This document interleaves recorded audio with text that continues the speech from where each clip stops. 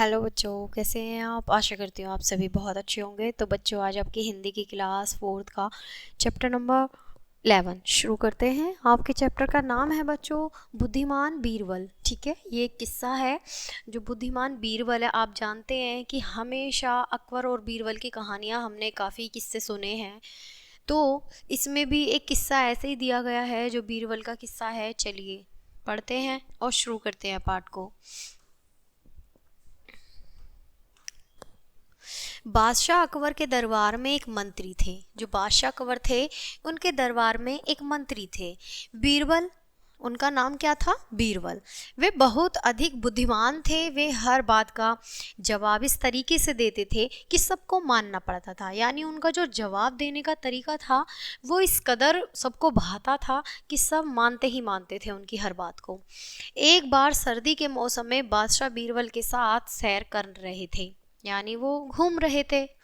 उनके महल के बाहर एक बड़ा तालाब था। सर्दी में तालाब का पानी बहुत अधिक ठंडा हो गया था। बादशाह ने बीरबल से पूछा, क्या रात के समय कोई व्यक्ति इस तालाब के ठंडे पानी में खड़ा रह सकता है?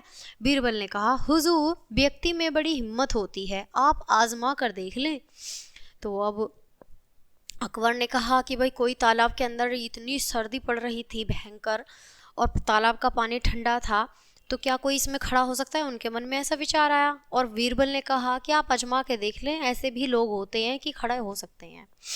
तो अगले ही दिन बादशाह ने नगर में घोषणा करवा दी कि जो आदमी रात भर शाही तालाब के ठंडे पानी में खड़ा रहेगा उसे 500 असरफियां इनाम में दी जाएंगी।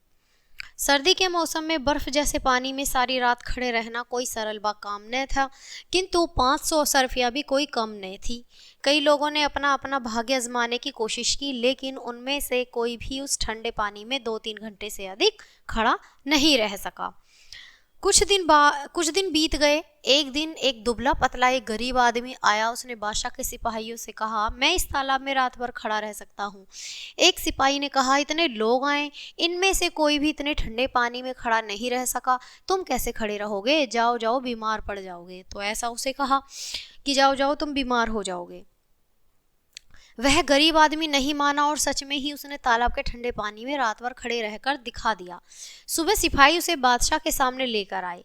सिपाहियों के यह बताने पर कि यह आदमी रात भर तालाब में खड़ा रहा, बादशाह हैरान रह गए। उन्हें विश्वास ही नहीं हुआ। उन्होंने उस आदमी से पूछा, सच बताओ, तुम उस ठंडे पानी में रात भर कैसे खड़े रहे? उस आदमी ने कहा, हुजूर, आपके महल के झरोकों में एक दिया जल रहा था। मैं उस दिए की तरफ देखता रहा और रात भर पानी में खड़ा रहा। बादशाह ने कहा, यह तो धोखा है, तुम्हें दिए की गर्मी मिलती रही, इसी से तुम ठंडे पानी में खड़े रह सके, इसलिए तुम्हें इनाम नहीं मिलेगा। अब बेचारा गरीब आदमी बड़ा दुखी हुआ। वह बीरबल के घर गया और उसने बीरबल को सारी बातें बताई। बीरबल ने कहा, चिंता मत करो, तुम्हें इनाम जरूर मिलेगा। उस दिन बीरबल दरबार में नहीं गए। उन्होंने एक नौकर से कहलवा दिया कि बीरबल खिचड़ी पका रहे हैं, जब खिचड़ी पक जाएगी तब वे खिचड़ी खाकर दरबार में आएंगे। बादशाह को बीरबल का संदेह अजीब लगा, लेकिन वे चुपचाप रहे। कई घंटे बीत गए, बीरबल नहीं आए। तब बादशाह ने कहा, हम खुद चलकर देखेंगे कि बीरबल कैसी खिचड़ी पका रहे हैं जो अभी तक नहीं बनी। अब आप देखिए कि ये खिचड़ी बन रही है, उसका सीन है। यहाँ पर नीचे लकड़ियां जल रही हैं और इतनी ऊपर खिचड़ी पक रही है। बादशाह बीरबल के घर गए और वहां उन्होंने देखा कि बाहर है सहन में 10-10 फुट के 2 बांस खड़े हैं। उन दोनों बांसों में बंधी एक रस्सी पर एक छोटी सी हांडी लटक रही है। नीचे जमीन पर छोटी सी आग जल रही है। बीरबल वहां बैठे हांडी को देख रहे हैं। बादशाह ने पूछा, बीरबल, यह क्या हो रहा है? बीरबल ने जवाब दिया, खिचड़ी पक रही है हुजूर। बादशाह ने हंसकर कहा कि 10 फुट की दूरी पर थोड़ी सी आग से तुम्हारी खिचड़ी कैसे पक सकती है? बीरबल ने कहा, हुजूर, अगर 100 गज की दूरी पर जलते हुए छोटे से दिए से एक आदमी को गर्मी मिल सकती है, तो 10 फुट की दूरी पर जलती आग से खिचड़ी क्यों नहीं पक सकती? अब बादशाह सारी बात समझ गए। उन्होंने उस गरीब आदमी को बुलाया जो रात भर तालाब के ठंडे पानी में खड़ा रहा था, उसे इनाम दिया। अब इस तरह बीरबल ने अपनी बुद्धि का प्रयोग किया और उस गरीब आदमी को इनाम दिलवाया, जो कि वो इनाम का हकदार था। तो बच्चों, कैसा लगा ये किस्सा?